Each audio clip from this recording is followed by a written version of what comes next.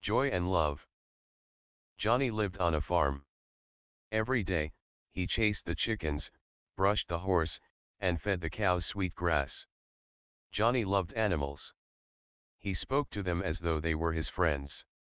When the cow tossed her head or the chickens all scratched at once, he laughed so hard that mother would ask him, "What's the joke, Johnny?" One day, Mom came into the yard. "John," she called, "put down that chicken feed. We've got to get ready for your birthday." "My birthday?" Johnny asked. "Of course." Mom said. "Today, you are 6 years old." Johnny had never been 6 before. "Wow," he shouted. This was a special event. "You know what that means?" Mom asked as she bundled Johnny into his best clothes. "What?" Johnny asked, his voice muffled by a shirt. "This fall, instead of helping your dad with the corn, you're going to school." "School? You'll be in first grade." "Woohoo!" Johnny jumped for joy, forgetting that his shoes were still untied. Crash. "Oops," said Mom, "looks like you've got a lot to learn." On the way to Grandma's house, Johnny had a lot of questions. "Why do they call it first grade?" "Because it's the first of many, Johnny." "How many?" 12.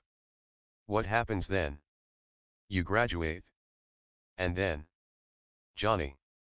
Mom laughed. "You're so full of questions, you sound like a student already." "I'm going to first grade." Johnny sang out joyfully. When they finally got to Grandma's house, there was a big banner hanging on the front porch. "Happy birthday, first grader." Grandma and Grandpa were even more excited about first grade than Johnny was. They had cooked a great, big birthday dinner.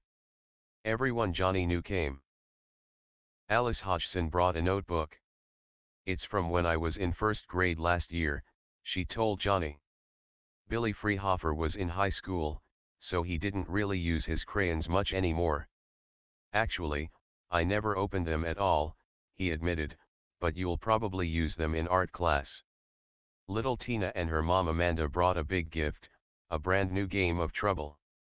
Johnny loved playing Trouble when Amanda babysat him. "Thanks, Amanda.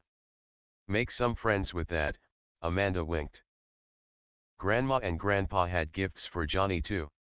"I thought blue was your favorite, but your grandpa thought it was green," Grandma said, "so we compromised."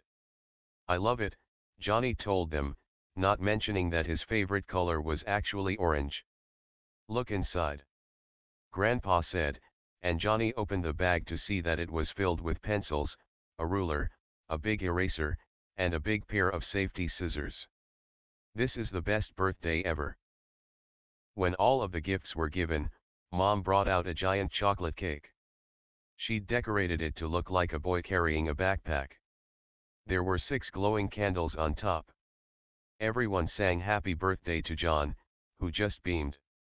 "Make a wish," little Tina screamed. Johnny shut his eyes and wished for the best school year anybody had ever had. Then he blew out all of the candles. Everyone cheered. That night, Johnny felt like the luckiest boy in the world. He couldn't wait for school to start. When Mom and Dad looked in on him, he was fast asleep, his arms wrapped tightly around his new backpack. Every day, Johnny told the farm animals all about school. "Alice says I'm going to learn how to add," he told the cow. "I'll be able to add up your spots." To the chickens, Johnny said, "When I learn to write at school, I'll come home and teach you." Finally, the day before school arrived.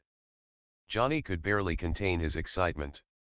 Mom said, "Tonight, you're going to bed early. First grade starts tomorrow." Suddenly, Johnny realized that while he was in school, he wouldn't be able to see the farm animals anymore. "I've got to say goodbye," he cried. Johnny ran out of the house and over to the chicken coop. "Chickens," he said, "you won't see me tomorrow because I'll be in school. But I'll come back and read you stories." The chickens clucked. Johnny imagined them saying, "We'll miss you, but we do like stories." Next, Johnny ran to the horse's stable.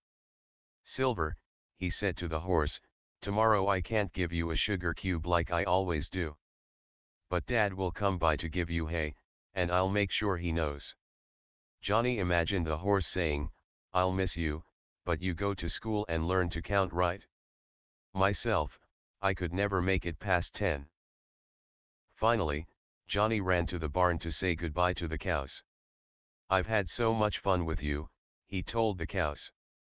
"I wish I could stay forever, but I have to go to school." The cows mooed softly.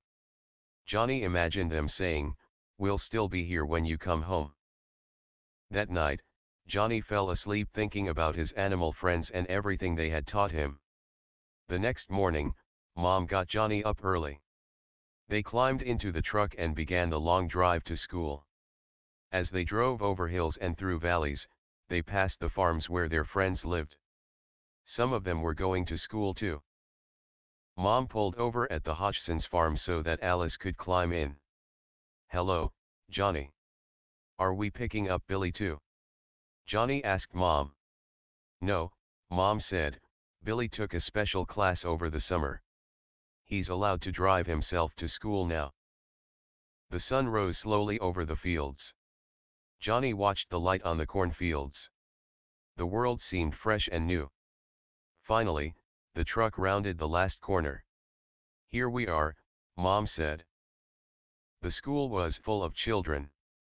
Johnny had never seen so many people his own age before. He was so excited that he nearly forgot his new backpack in the truck. Mom gave him a kiss. "Be nice to the other first graders," she said, "and meet me back here at 2:45 sharp." Johnny hugged his mom. "Don't worry about me," he said, "I'm going to have a great day." For a moment, he thought about the farm, but suddenly the bell rang and all of the children rushed into the school. Johnny ran after them. He found his classroom and arranged all of his new school supplies on his desk. "Wow," said a boy sitting next to him, "you have awesome stuff. Can I trade you a green crayon for this sparkly pen?" But before Johnny could answer, the teacher rang a bell. "Time to learn, class." All day, Johnny learned about the world and everything in it. When Mom picked him up, she asked, "How did you like school?" "I loved school," Johnny cried. "I can't wait to go back tomorrow." And so he did. The end. Please subscribe for more bedtime stories and novels.